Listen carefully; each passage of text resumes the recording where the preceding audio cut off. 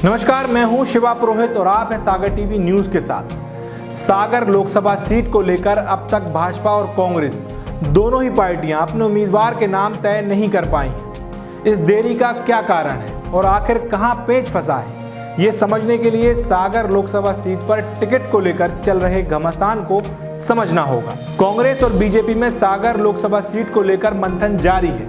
ये मंथन भाजपा में कांग्रेस की अपेक्षा ज्यादा दिखाई दे रहा है, क्योंकि इस बार भाजपा में कांग्रेस के मुकाबले दावेदारों की संख्या ज्यादा थी। भाजपा में इस बार शुरुआती वक्त में करीब 1 दर्जन नाम दावेदारों के रूप में सामने आए थे। इसके बाद धीरे धीरे संख्या में इजाफा होता रहा और रोज एक नया नाम लिस्ट में जुड़ता रहा।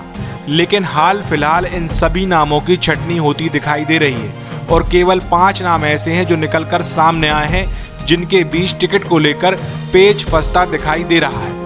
हालांकि सोशल मीडिया और जनचर्चाओं में रोज एक नया नाम सामने आ जाता है और इन नामों पर चर्चा होना भी शुरू हो जाती है और इन्हीं में से किसी एक का नाम टिकट के लिए लगभग तय माना जाने लगता है। फिलहाल भाजपा के टिकट के दावेदार के वो 5 नाम कौन से हैं जिनको लेकर मंथन चल रहा है और जो टिकट की दौड़ में सबसे आगे बताए जा रहे हैं, या यूं कहें ये दावेदार वो हैं जिनके नाम को लेकर विवाद चल रहा है। लेकिन ये भाजपा है, इन 5 नामों को छोड़कर कब ऐन वक्त पर कोई नया नाम घोषित कर दे, ऐसी किसी संभावना से भी इनकार नहीं किया जा सकता। आइए तो देखते हैं कि फिलहाल जिन भाजपा नेताओं के नाम पर अंतिम चरण में विचार चल रहा है वो कौन है। इनमें सबसे पहला नाम आता है सिटिंग एमपी लक्ष्मी नारायण यादव का। लक्ष्मी नारायण यादव के नाम को लेकर कुछ वक्त पहले तक लगभग सहमति बन चुकी थी। उनका नाम एकदम तय माना जा रहा था, लेकिन उनके नाम पर पेच फंसा उनकी उम्र को लेकर, जिसमें भाजपा का नया फॉर्मूला 75 के तहत 75 साल के ऊपर के नेताओं को टिकट नहीं दिया जाना तय हुआ था। लेकिन इसके बाद भी दादा लक्ष्मी नारायण यादव पूरा जोर लगा रहे हैं। बावजूद इसके उनके टिकट होने न होने के बीच तलवार लटक गई है। लक्ष्मी नारायण यादव के बाद टिकट की इस दौड़ में दूसरे नंबर पर 4 नाम बताए जा रहे हैं। महिला उम्मीदवार के तौर पर लता बानखेड़े, ब्राह्मण उम्मीदवार के तौर पर डॉक्टर अनिल तिवारी, जो कि संघ की पसंद भी बताए जा रहे हैं। मध्य प्रदेश भाजपा की पसंद के तौर पर राज बहादुर सिंह का नाम सामने आया है। वहीं सीनियरिटी के आधार पर जयंत मलैया टॉप 5 में अपनी जगह बनाए हुए हैं। लेकिन बीच बीच में इन नामों के अलावा कई सारे नाम ऐसे हैं जो दौड़ में बताए जा रहे हैं, लेकिन हाल फिलहाल उनकी चर्चाएं कम हैं। चूंकि सागर लोकसभा क्षेत्र में यादव वोट बैंक अधिक है और भाजपा को डर है कि अगर लक्ष्मी नारायण यादव का टिकट काट दिया गया तो कहीं यादव वोट नाराज ना हो जाए। तो ऐसा सोचा गया कि क्यों ना भाजपा के किसी यादव नेता को टिकट दे दिया जाए। इसमें यादव वोटर्स की नाराजगी भी खत्म हो जाएगी और फॉर्मूला 75 भी लागू किया जा सकता है। इस बात के सामने आने के बाद सागर लोकसभा से भाजपा के दूसरे यादव नेता इसका फायदा उठाने की जुगाड़ में लग गए। इसमें भाजपा के सीनियर नेता हरिनारायण यादव, जो कि पूर्व गृह मंत्री भूपेंद्र सिंह के खेमे से हैं, उनका नाम सामने आया। वहीं इस बात पर भी मंथन किया गया कि अगर सागर लोकसभा सीट महिला कोटे में गई और टिकट किसी महिला के साथ साथ यादव को दिए जाने पर सहमति हुई तो क्या किया जाएगा। इसका हल भी तत्काल निकाल लिया गया। पार्षद श्वेता यादव का नाम आगे बढ़ाकर, ये हरिनारायण यादव की बेटी है। बात भूपेंद्र सिंह की हुई थी तो उन्हीं के खेमे से सागर नगर निगम के अध्यक्ष राज बहादुर सिंह का भी नाम मध्य प्रदेश भाजपा की तरफ से आगे बढ़ाया गया है। अब आप सोच रहे होंगे कि भला ऐसा क्यों, तो इसके पीछे की 3 वजह है। पहली, राज बहादुर का दांगी ठाकुर होना और सागर लोकसभा क्षेत्र में दांगी ठाकुर वोट का अच्छी खासी तादाद में होना। दूसरी वजह, क्योंकि ऐसी संभावनाएं हैं कि कांग्रेस की तरफ से प्रभु सिंह ठाकुर का नाम लगभग तय है। अगर ऐसा होता है तो दांगी वोट, जो कि भाजपा का वोट माना जाता है, वो कांग्रेस की तरफ ना खिसक जाए, इसलिए भाजपा की दांगी उम्मीदवार को भी चुनावी मैदान में उतारने की तैयारी। तीसरी वजह खुद भूपेंद्र सिंह है। वो इस बात पर बुद्धि लगाए हैं कि अगर लक्ष्मी नारायण यादव का टिकट कटेगा और किसी यादव को मिलना है तो सीनियरों में वो हो सकते हैं हरिनारायण यादव, और अगर महिला कोटे और युवा की बात आ जाए तो उनकी बेटी पार्षद श्वेता यादव को टिकट मिल जाए। यानी दोनों ही परिस्थिति में उन्हीं के खेमे के नेता को टिकट मिल जाए। लेकिन अगर ये फॉर्मूला नहीं चला और इन दोनों नामों पर सहमति नहीं बनी तो दांगी ठाकुर वोट को ध्यान में रखते हुए राज बहादुर सिंह को टिकट दिया जाए।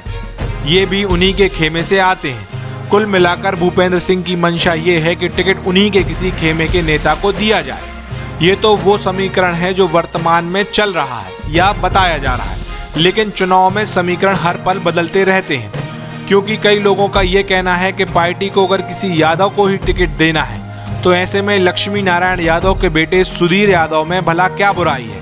अब लोग फिर वंशवाद की बात कहकर उनकी दावेदारी को कमजोर करेंगे, जो जाहिर तौर पर कर भी रहे हैं। लेकिन पिछले 2 दिनों में सोशल मीडिया पर दादा से ज्यादा उनके बेटे का नाम प्रत्याशी के तौर पर लिया जाने लगा है, जो मंशा को साफ जाहिर कर रहा है कि अगर मैं नहीं तो मेरा बेटा ही सही। खैर, यादव और दांगी वोट को साधने के अलावा कुछ और नाम हैं जो ये कहते नजर आ रहे हैं कि क्या सिर्फ हमारी दावेदारी जाति की बलि चढ़ जाएगी और उनकी राजनीतिक संभावनाएं खत्म मानी जाएं, क्योंकि अगर टिकट जाति के आधार पर बांटे जाते हैं तो शायद ही है उन्हें कभी मौका मिले।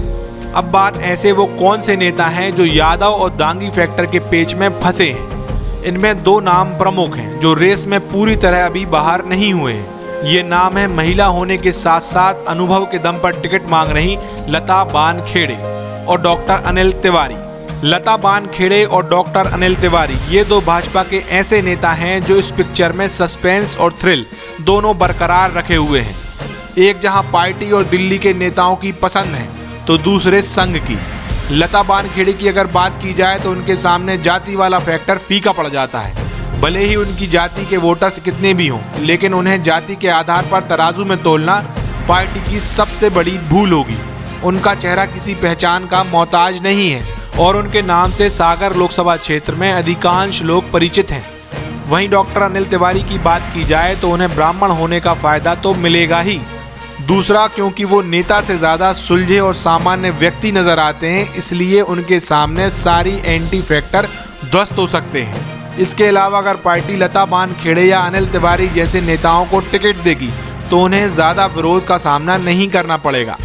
यानी कुल मिलाकर सागर लोकसभा सीट से सांसद लक्ष्मी नारायण यादव का टिकट किसी भी परिस्थिति में अगर काटा गया और भाजपा आला कमान को स्थानीय बड़े नेताओं द्वारा यादव और दांगी वोटर्स का खौफ दिखाकर नहीं डराया गया, तो हो सकता है महिला होने के साथ साथ अनुभवी होने के नाते लता बानखेड़े और नए चेहरे और अनुभवी होने के तौर पर डॉक्टर अनिल तिवारी को ये टिकट मिल जाए। लेकिन अगर यादव और दांगी वोटर्स वाले खौफ का प्लान कामयाब हुआ तो टिकट जरूर किसी यादव और दांगी उम्मीदवार को ही मिलेगा। लेकिन यहाँ ये भूलना गलतफहमी होगी कि सुधीर यादव भी राजनीति के शातिर खिलाड़ी हैं। वो भी इतना सब देखकर चुप रहें और कुछ ना करें, ऐसा हो नहीं सकता। तो ये थी सागर लोकसभा सीट पर भाजपा की टिकट को लेकर चल रहे मंथन या यूं कहें माथापच्ची की एक खास रिपोर्ट। अगले 48 घंटे में भाजपा में क्या होता है और इनमें से कौन पार्टी का उम्मीदवार बनता है या फिर कोई नया चेहरा पैराशूट पर सवार होकर सागर में लैंड करता है, ये देखना होगा। नमस्कार।